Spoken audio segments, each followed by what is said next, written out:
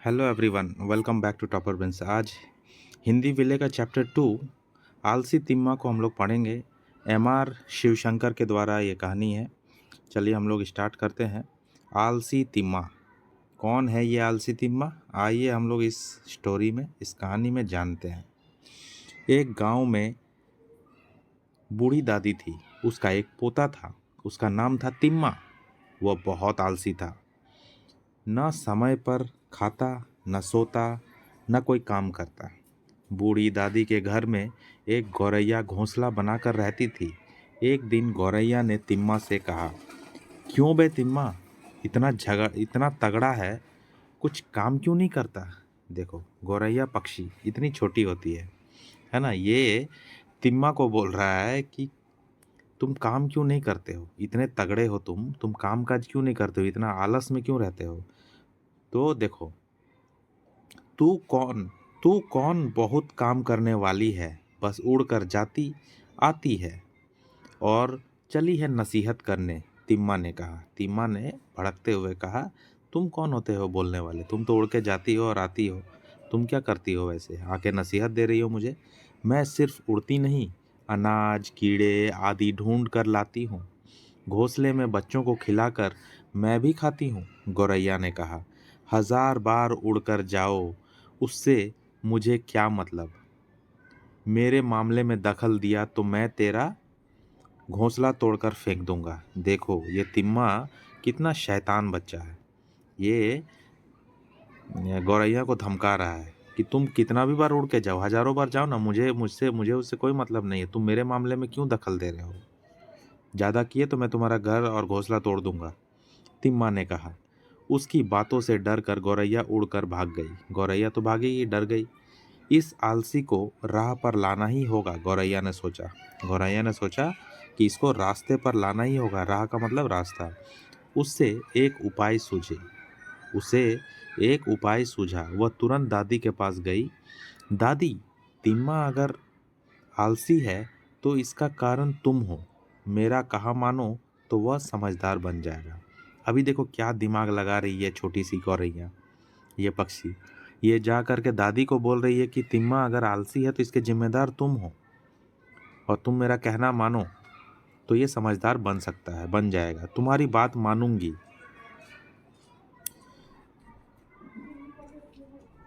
एक मिनट। तुम्हारी बात मानूंगी, किसी तरह वह समझदार बन जाए, यही तो मैं चाहती हूँ। दादी बोल रही है। करना क्या होगा? दादी माँ ने पूछा। गौरैया ने अपना उपाय दादी को बताया। अगले दिन खाने के समय तिम्मा रसोई घर में घुसा तो उसे दादी माँ दिखाई नहीं पड़ी। कमरे में कंबल ओढ़कर सोई रही। दादी माँ, मुझे भूख लगी है, आकर खाना परोसो। परोसो मतलब मुझे खाना दो, मेरा खाना लगाओ। मुझे शीत ज्वर है। शीत ज्वर है। शीत ज्वर मतलब शीत का मतलब ठंडा, ज्वर का मतलब बुखार, मतलब ठंडा बुखार है। मैं खाना नहीं पका सकती, लकड़ी भी खत्म हो गई है।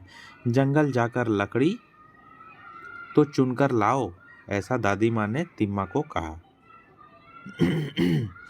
जंगल जाकर लकड़ी कौन लाएगा, कहकर तिम्मा वहीं पर पड़ा रहा। देखो तिम्मा कैसा बदमाश लड़का है। बोल रहा है कि अब लकड़ी कौन लाने जाएगा, वहीं पे पड़ा रह गया। कोई और राह न सूझी तो तिम्मा कुल्हाड़ी लेकर जंगल गया।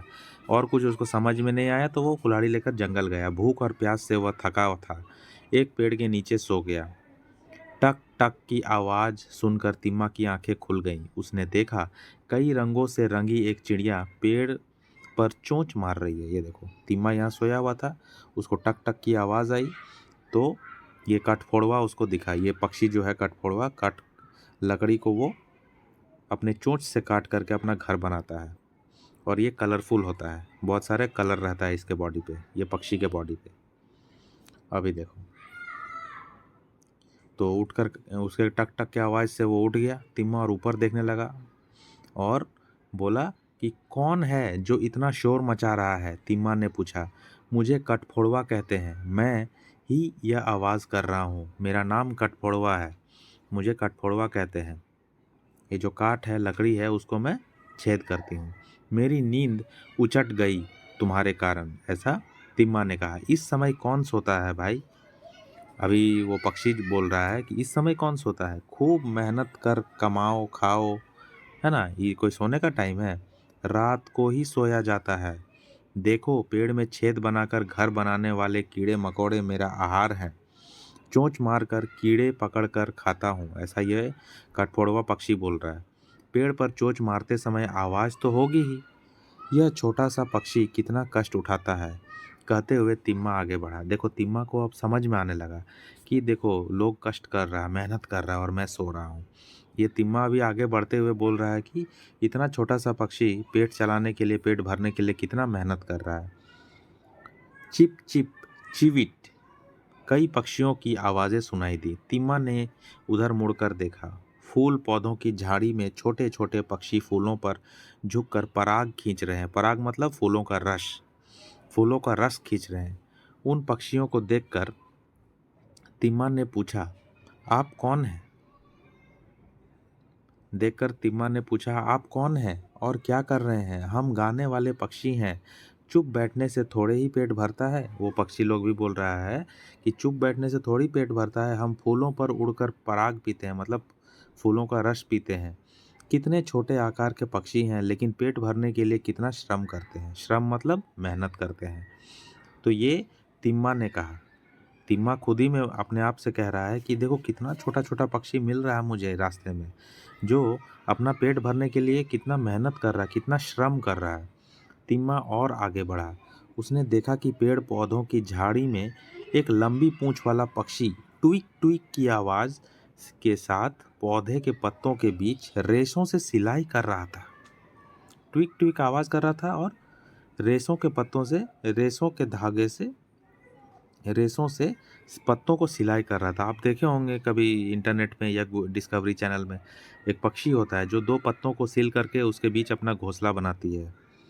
तो फिर तिम्मा पूछा, तुम कौन हो? इन पत्तों को इस तरह क्यों सी रहे हो? उसने पूछा।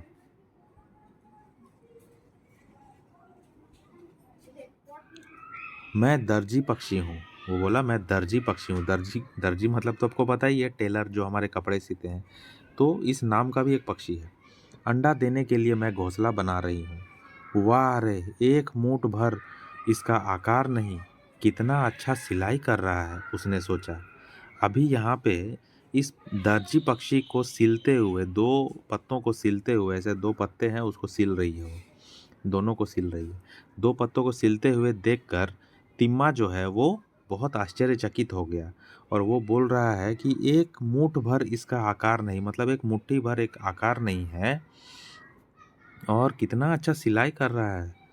फिर वह तालाब के पास गया। कबूतर से भी छोटा एक पक्षी वहाँ पानी पर उड़ रहा था। सफ़ेद और काले रंगों वाला यह पक्षी अपने दोनों पंख बंद कर पानी में डूब गया। जब पक्षी पानी से बाहर निकला तो उसकी लंबी चोंच में एक मछली थी। अब देखो, वहीं एक चट्टान पर बैठकर खाने लगा। वह वक राजा था। वक राजा मतलब बगुला, इंग्लिश में उसको क्रेन बोलते हैं। संसार का हर जीव अपना पेट भरने के लिए श्रम करता है। मैं इतना बड़ा हो गया हूँ फिर भी अब तक दादी माँ के हाथ का अन्न खा रहा हूँ। अन्न मतलब अनाज खा रहा हूँ। आगे से मुझे काम करके खाना चाहिए। देखो तिम्मा को ये सब देख करके समझ में आ गया। तिम्मा ने निश्चय किया मतलब वो ठान लिया। तालाब का पानी भर पेट पीकर उसने काफ़ी लकड़ियाँ काट ली। भूख लगा होगा तो खाना नहीं था तो क्या किया, तालाब का पानी पी करके पेट भर लिया और बहुत सारा लकड़ियाँ काट लिया और उन्हें उठाकर घर ले गया। उस दिन से वह खूब श्रम करता, मतलब मेहनत करता, दादी माँ की मदद करता और सभी से प्रशंसा पाता मतलब सभी से तारीफ पाता, सब कोई उसकी तारीफ करता। तो यहाँ पे हम लोग देखें कि किस तरह से तिम्मा जो है वो सुधर गया और वो छोटी सी जो चिड़िया थी गौरैया, उसके ही मदद से, उसके ही बुद्धि से ये सब कुछ हो पाया।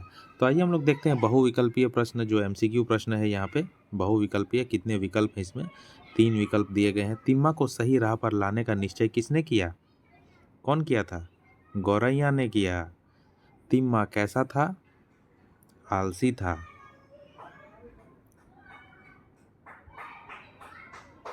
दादी ने तिम्मा को जंगल क्यों भेजा? लकड़ी लाने के लिए। ठीक है। कौन सा पक्षी पानी में से मछली पकड़कर खाता है? वक राजा मतलब बगुला। कोष्टक में से उचित शब्द चुनकर रिक्त स्थान भरिए। मैं तेरा डैश तोड़कर फेंक दूंगा। घोंसला। तिम्मा ने कहा था ना, मैं तुम्हारा घोंसला तोड़कर फेंक दूंगा। तिम्मा कुल्हाड़ी लेकर जंगल चला गया। मुझे कठफोड़वा कहते हैं। ये सब चैप्टर से लिया गया लाइन है। आप चैप्टर को लाइन बाय लाइन पढ़ेंगे सुनेंगे तो आपको ये सब आंसर मिल जाएगा। अंडा देने के लिए मैं घोंसला बना रही हूँ। उसकी लंबी चोंच में एक मछली थी।